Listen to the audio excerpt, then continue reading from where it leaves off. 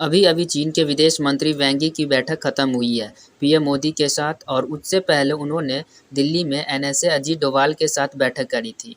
और यह बैठक सिर्फ इसलिए नहीं हुआ कि यहाँ पर हम अमेरिका को चिढ़ाना चाहते थे या डराना चाहते थे कि या तो तुम हमारे टैरिफ ख़त्म करो वरना चीन के साथ चले जाएंगे। नहीं, दरअसल इस बैठक के बाद भारत और चीन ने जो ऐलान किया है उससे साफ पता चल रहा है कि डोनाल्ड ट्रंप को काउंटर करने के लिए भारत और चीन दोनों ने अपनी फॉरेन पॉलिसी का रुख मोड़ दिया है।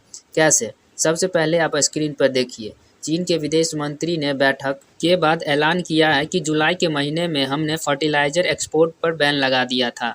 यानी कि जो यूरिया होती है खेतों में डालने वाली अलग अलग प्रकार की खाद होती है, चीन उसे बड़े पैमाने पर एक्सपोर्ट करता था, लेकिन चीन ने दुनिया भर के लिए उस एक्सपोर्ट को या तो रोक दिया पूरी तरीके से या लिमिटेड कर दिया था। लेकिन अब वह भारत के लिए स्पेशली इन फर्टिलाइजर को एक्सपोर्ट पर लगा बैन हटा देगा।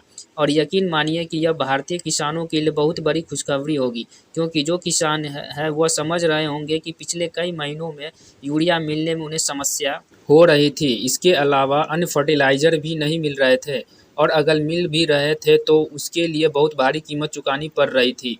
अब उन्हें यह सस्ते में और आसानी से मिल जाएगा। लेकिन उससे भी बड़ी खुशखबरी है रेयर अर्थ मेटल की। दरअसल चीन के विदेश मंत्री ने यह भी ऐलान किया है कि हमने रेयर अर्थ मेटल को जो एक्सपोर्ट पर उस पर रोक लगा दी थी, हम भारत के लिए वह खोल रहे हैं, और भारत को रेयर अर्थ मेटल का जो निर्यात है जल्द शुरू कर दिया जाएगा।